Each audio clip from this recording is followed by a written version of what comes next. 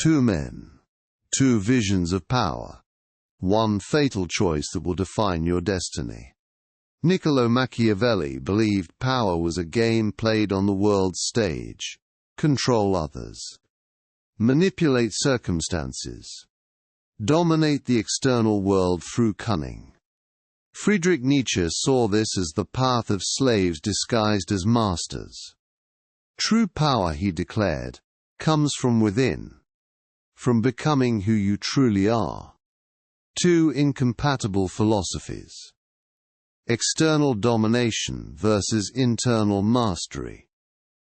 Most people fail because they try to blend these opposing forces. They seek external control while preaching self-improvement. It's philosophical suicide. Machiavelli's followers build empires, but lose their souls in the process. Nietzsche's disciples find freedom, but risk becoming irrelevant to the world. The stakes couldn't be higher.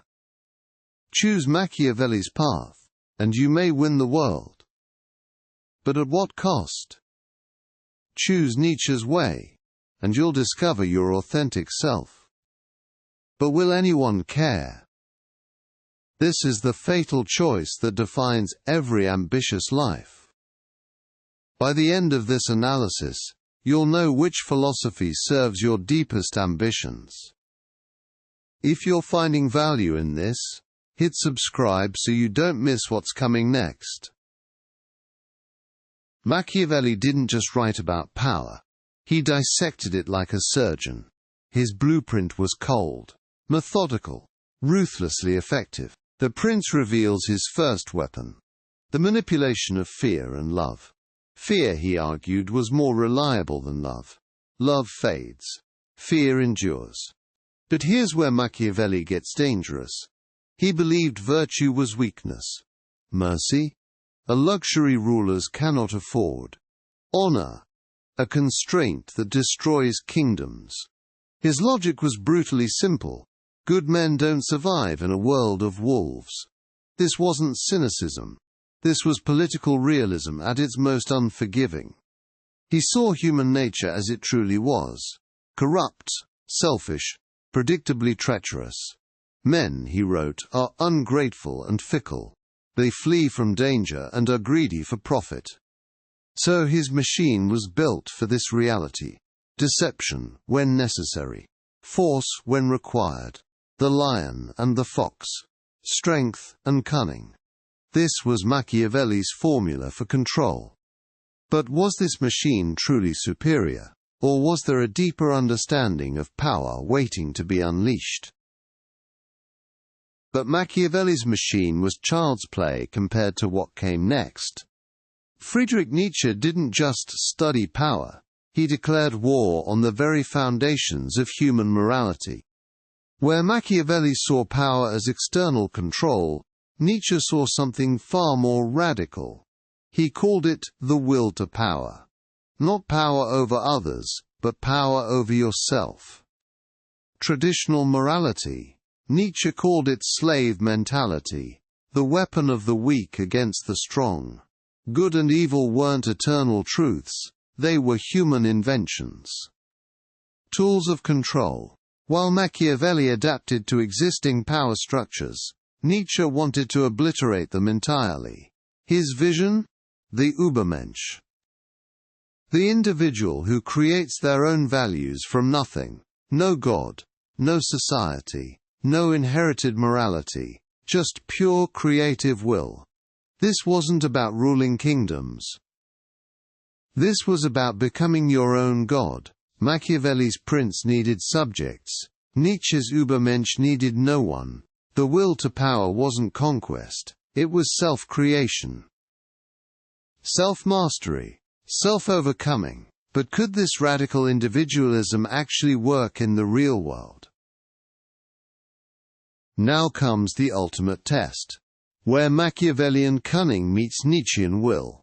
History's greatest rulers have proven one devastating truth about Machiavellian power. Every enemy you crush creates 10 more. Every alliance you break breeds deeper mistrust. The Machiavellian ruler becomes a prisoner of their own fortress. Paranoid. Isolated. Empty. Meanwhile, the Nietzschean path appears deceptively weak to outside observers. They see meditation instead of manipulation, self-discipline instead of cunning schemes. But here's where the paradox reveals itself. True power cannot be taken from within. The Nietzschean master builds fortress walls that exist beyond the physical realm. Strip away their title, their wealth, their army. The core remains unbreakable. This creates the ultimate paradox of power: immediate control versus sustainable strength. Machiavelli delivers power that burns bright and fast.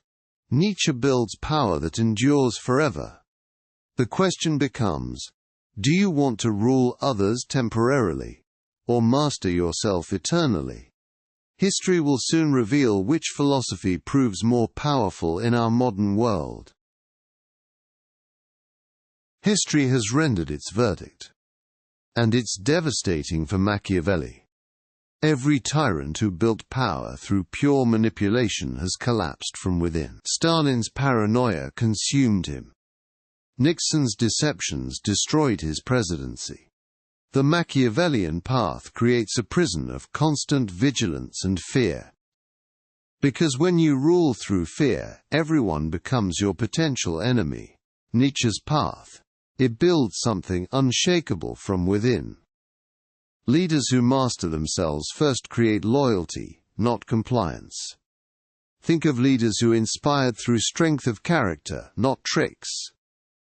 Their influence outlasted their lives, because it was built on truth. The psychological cost of Machiavelli's way is crippling. Constant scheming corrodes your soul until you trust no one, not even yourself. Nietzsche's warriors sleep peacefully, because their power is authentic. History's lesson is clear: external manipulation crumbles, internal mastery endures. The verdict is unanimous. Nietzsche understood the deeper game. But there's a third path. One that transcends both Machiavelli and Nietzsche. The Stoics understood what both philosophers missed. True power isn't about controlling others or creating values. It's about mastering the only thing you truly control: yourself. Machiavelli's cunning becomes irrelevant when you're unshakable. Nietzsche's will to power pales before inner sovereignty. The Stoic framework is devastatingly simple. Separate what you control from what you don't. Your thoughts, your actions, your responses. These are your empire. Everything else? Other people's opinions. Market crashes. Betrayals. Weather in the storm. When you master this distinction, you become invincible. Not because you win every battle, but because external defeats can't touch your core. You are the fortress. Start with daily practice. Morning reflection on what today will test in you. Evening review of where you held your ground, where you let externals shake you. Build the habit of asking, is this within my control? If not, let it go. This is power that survives recessions, betrayals, and empires falling. Power that compounds daily. Machiavelli and Nietzsche showed us external power's limits. The Stoics show us power without limits. If this opened your eyes, smash that like button, and subscribe for more.